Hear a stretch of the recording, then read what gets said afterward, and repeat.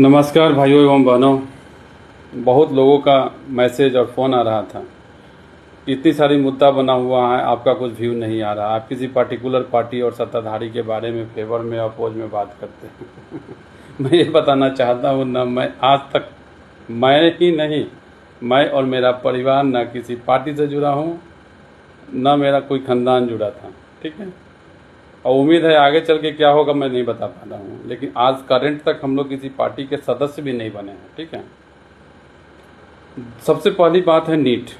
खास करके भारत में जो भारत सरकार के केंद्रीय शिक्षा मंत्री हैं, क्या उनके बच्चे इस देश में शिक्षा ले रहे हैं? अगर नहीं ले रहे हैं तो उसके ऊपर एक्शन होना चाहिए। यहाँ की शिक्षा पद्धति से, प्रणाली से वो अगर सहमत नहीं है तब तो अपने बच्चे को लोग बाहर भेजता है ना। क्योंकि उनके बच्चे अगर यहाँ के सरकारी स्कूल में, सरकारी विद्यालय में पढ़ते और नीट का एग्ज़ाम देते तब उनको पता चलता कि नहीं, यहाँ पे नीट का जो क्वेश्चन लीक हुआ है उसमें उनके बच्चों का भी फ्यूचर प्रभावित हो सकता है। और एक बात और मैं बोलना चाहूँगा, 10 रुपया का डाइपर अगर लीक करेगा ना तो कंज्यूमर कोर्ट में लोग केस करता है, सरकार एक्शन लेती है, कंपनी को बैन कर देती है, कंपनी के जो भी स्टाफ है उन लोगों के ऊपर आँच आ जाता है। ठीक है, लेकिन नीट जैसी इम्पोर्टेंस एग्जामिनेशन इंडिया की होती है, उसका क्वेश्चन आउट होता है तो क्या उसके ऊपर कोई एक्शन लिया गया? क्वेश्चन बनाने वाले, पैकेजिंग वाले, ट्रांसपोर्टेशन वाले, डिस्ट्रीब्यूशन वाले, क्या उनके ऊपर कोई एक्शन हुआ? जो लोग मिला उसको फांसी का सज़ा मिला? मैं तो एक ही बात बोलता हूँ, देश को अगर सुधारना है तो जो भी लोग गलत कर रहा है उसको शूट एंड साइट या फांसी की सज़ा दो। नंबर 1। नंबर 2, क्राइम खास करके देश का तो उतना भरपूर डाटा हम लोगों के पास नहीं रहता क्योंकि उस डिपार्टमेंट में हम काम नहीं करते हैं, लेकिन बिहार में जो क्राइम का रेशियो है बहुत तेज़ी से बढ़ रहा है दोस्त। सरकार किसी की भी हो उससे मुझे फ़र्क नहीं पड़ता है, हम एक सिर्फ वोट देने का अधिकार है मेरा, मैं वोट देता हूँ और एक ही उम्मीद करता हूँ कि आम जन को प्रभावित नहीं करो दोस्त। प्लीज़,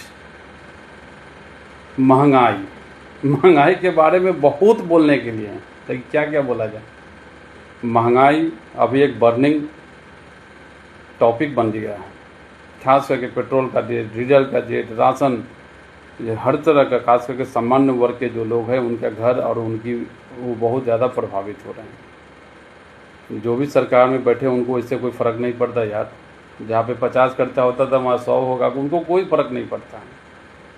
इस पे सरकार को कुछ एक्शन लेना चाहिए और आम जनता पे ऊपर बहुत ज़्यादा लोड नहीं देना चाहिए। सरकार और देश हमारा संकट में है तो खास करके जो जनप्रतिनिधि है उनको सैलरी मुक्त कर दो, फंड मुक्त कर दो 6 महीने के लिए, पेंशन मुक्त कर दो, देश सुधर जाएगा दोस्त। आम जनता को प्रभावित मत करो please. Humble and sincere request to our government. Development तेज़ी से होनी चाहिए। खास करके मैं देखता हूँ आज के डेट में सड़क और नाली का काम खास करके बरसात के दिन में होता है। ये नहीं होना चाहिए। बरसात से पहले और बरसात से बाद भी डेवलपमेंट की काम की जा सकती है, खास करके रोड का, नाला का। खास करके कोई आदमी अगर रोड से सफ़र कर रहा है, आप चैम्बर खोदे हुए हैं, चैम्बर में पानी भरा हुआ, कोई गिर जाएगा तो उसको कम से कम 50 से 100 करोड़ रुपया मुआवजा का व्यवस्था कीजिए। ठीक है, कोई दिक्कत नहीं है, कीजिए। जब काम करना है कीजिए ना भाई, हम लोगों को कोई दिक्कत नहीं है। कोई भी आदमी नाले की खुदाई में अगर गिर के अपनी जान देता है, उतना उसको मुआवजा दीजिए, उतना उसको पास रुपया दीजिए, ताकि आने वाला 10 जनरेशन उसको दिक्कत नहीं है।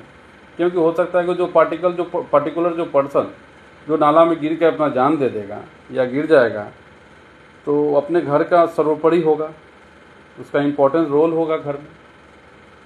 जय हिंद, जय भारत।